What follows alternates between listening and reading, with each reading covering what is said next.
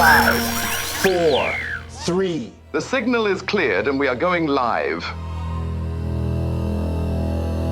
This is a special bulletin from the classic Cool Broadcasting Company. Good evening, ladies and gentlemen.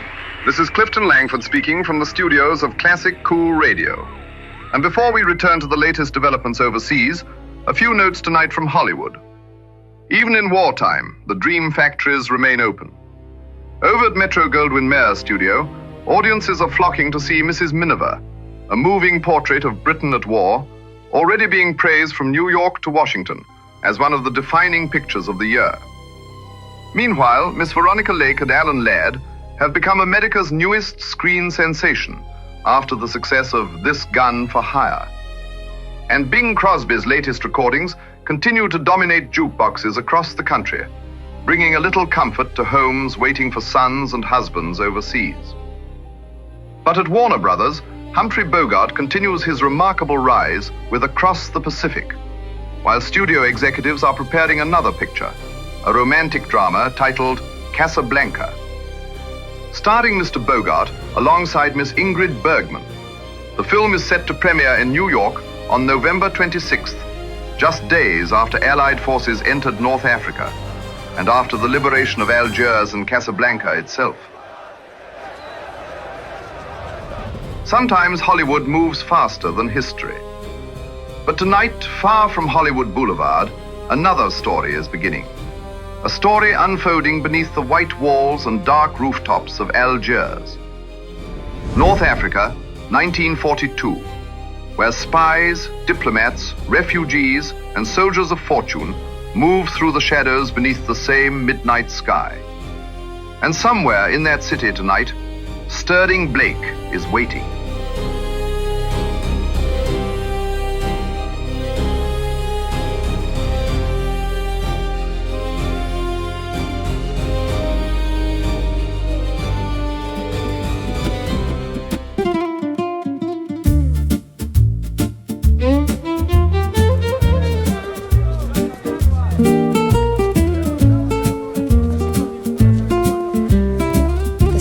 Heavier today.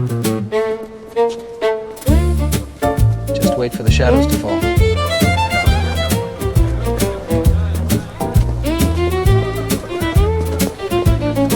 The city feels heavier today. Sterling?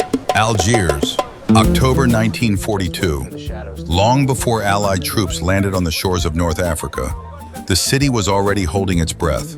Officially, Veronica Vale and I had arrived in Algiers as foreign correspondents for the New York Evening Globe. In reality, we had spent months moving quietly between Tangier, Casablanca, and now Algiers itself, helping establish discreet communications networks linked to American diplomatic circles already preparing for something much larger. Washington already understood something many French officials refused to admit. North Africa would soon become one of the strategic gateways of the war. Casablanca had been our first operational center. American diplomats connected to Robert Murphy's network were already establishing discreet contacts throughout French North Africa. Consulates, shipping offices, radio operators, sympathetic French officers, port authorities, every useful voice capable of helping the Allies when the moment finally arrived. But Algiers was different, more political, more dangerous, and far less predictable. The city felt divided against itself. Portraits of Marshal Pétain still hung inside government buildings. Vichy officials still controlled the administration. French policemen still patrolled the boulevards beneath the white colonial facades overlooking the bay.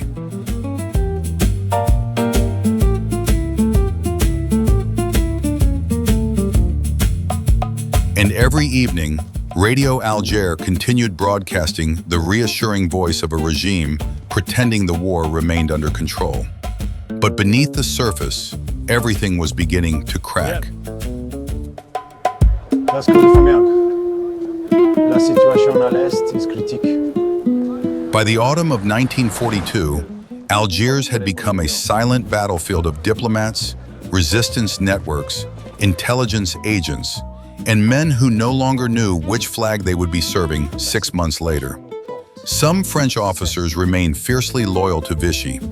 Others secretly hoped for an Allied landing, and many simply waited, trying to guess who would win before choosing a side. The atmosphere changed from one cafe to another. In certain hotel lounges near the waterfront, jazz still floated softly beneath slow ceiling fans, while French officers drank anisette beside businessmen, pretending not to notice the war. But everywhere, people whispered about Tunisia, about Rommel, about London, about Berlin, about rumors of an American landing somewhere along the North African coast. Veronica adapted to the atmosphere immediately. She always did. Within days, her contacts in London and Washington allowed her to establish indirect communications with several anti-Vichy intermediaries already operating inside Algiers. One of the most valuable among them was Sam Levitt. Officially, Sam handled commercial shipping paperwork near the harbor. Unofficially, he knew every corridor of the city. French naval officers, black market intermediaries, British intelligence couriers, American diplomats, Jewish resistance networks, and perhaps more importantly, he knew who was lying. Sam introduced us one rainy evening to Michelle Ganassia in a small cafe overlooking the lower harbor. At first glance, she looked too young to be involved in anything dangerous, but appearances had become meaningless in wartime Algiers. Michelle belonged to one of the underground Jewish resistance circles connected to José Aboukir and Bernard Carcenti's growing network inside the city. Students, doctors, lawyers, radio technicians, young Algerian Jews quietly preparing for something none of them could openly discuss. Vichy laws had already stripped many Jewish families in Algeria of rights they once considered untouchable. Some disappeared into silence.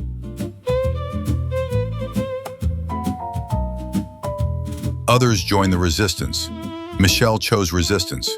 She moved through the city carrying messages hidden inside newspapers, ration folders, and sheet music from cafes near the harbor. Nobody ever noticed her, which made her indispensable. It was through Michelle and Sam that Veronica and I slowly became involved in one of the most delicate operations unfolding inside Algiers. Radio communications, not military transmitters, not hidden Morse stations buried in basements, something far more dangerous. Broadcast messages concealed inside ordinary programming from Radio Alger itself. At the time, Radio Alger remained officially controlled by Vichy authorities, but several technicians, engineers, and even one discreet radio speaker had already begun sympathizing with anti-Vichy circles, preparing for the future Allied landings. Our objective was simple: build channels of communication before the invasion began. Warnings, code phrases, broadcast signals, information capable of reaching sympathetic listeners without alerting the authorities too early. Some nights, Veronica worked beside exhausted radio technicians until dawn, rewriting harmless cultural bulletins that secretly contained coded references hidden inside ordinary sentences. Weather reports, music announcements, shipping information, simple phrases carrying entirely different meanings to the right people.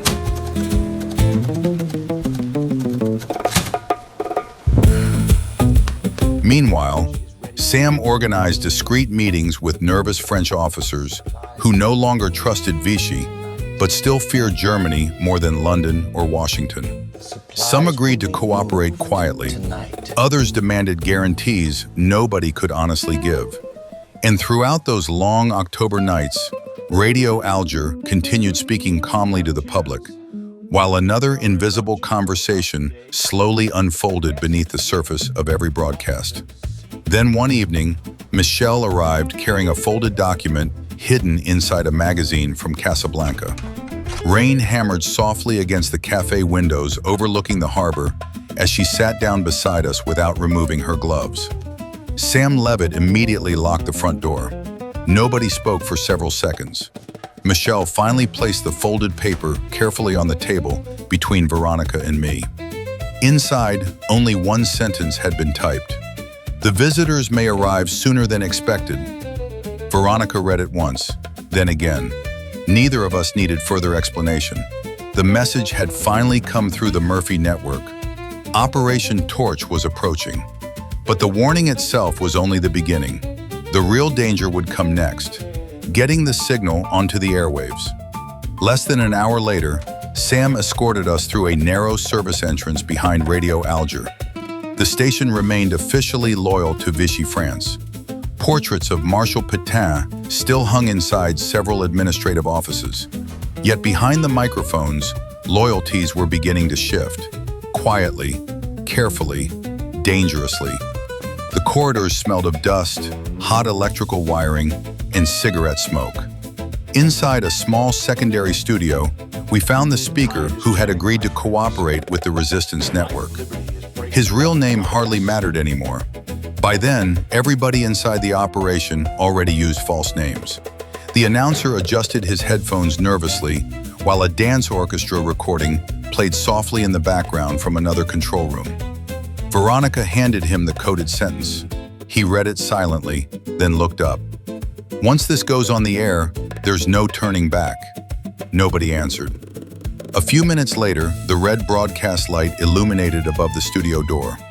The announcer cleared his throat calmly, then his voice moved across the city through the night air of Algiers. And now, before tonight's musical program continues, a brief programming note for our listeners. The visitors may arrive sooner than expected. For a moment, nothing happened. The harbor remained silent. The cafés continued serving drinks. Cars still moved beneath the street lamps along the boulevard. But somewhere across Algiers, doors quietly opened. Telephones began ringing. Hidden radios came alive. And men and women who had waited for months in silence finally understood. The operation had begun. Outside Radio Alger, Veronica stepped into the cold Mediterranean wind and looked toward the dark horizon beyond the harbor. Far beyond that darkness, an Allied fleet was already moving toward North Africa. Algiers before midnight.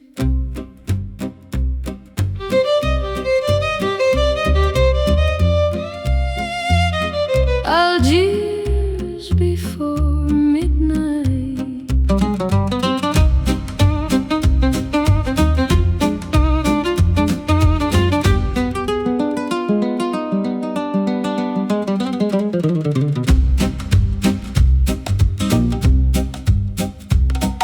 The harbor lights were fading low. Beyond the Casbah afterglow, a whisper moved through shuttered bars, past hidden rooms and black staff cars. Murphy's men kept watch nearby, while crowded cafes buzzed with lies. And somewhere through the smoky air, a coded voice said, "They'll be there."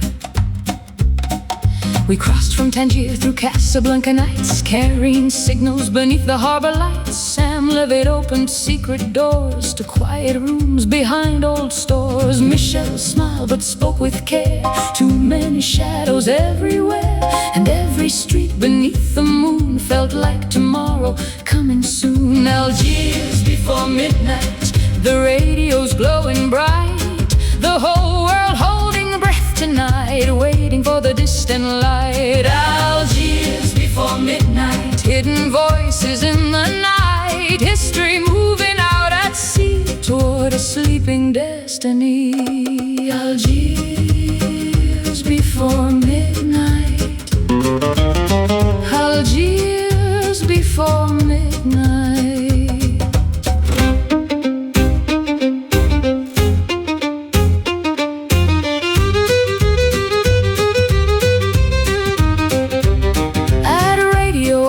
The music played while coded words were softly laid. A friendly speaker read the line as though it meant no grand design. The visitors may come tonight. Then jazz rolled gently through the night, but every Every soul who heard that phrase knew history had changed its ways. French officers with guarded eyes, still trapped between the truth and lies. Some wore Vichy upon their sleeve, yet dreamed the Allies might succeed. And through the alleys near the square, resistance voices filled the air. The city trembled silently before the tide of history. Far across the darkened sea, ships were moving silently. North Africa would soon awaken, empires slowly start to break. Violent cries through midnight air, danger and perfume everywhere. While somewhere near the harbor line, a church bell echoed one more time. Algiers before midnight, the future waiting out of sight. From Tangier down to Algiers Bay, the war was turning far away. Algiers before midnight, the signals glowing in the night. And every heart beneath the sky knew the old world soon would die. Algiers before midnight. Algiers before midnight. Algiers before midnight. Algiers before midnight.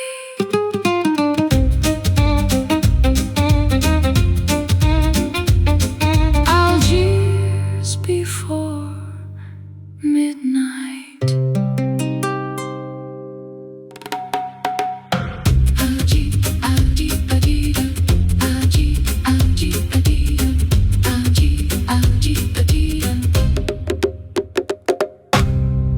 Algiers before midnight.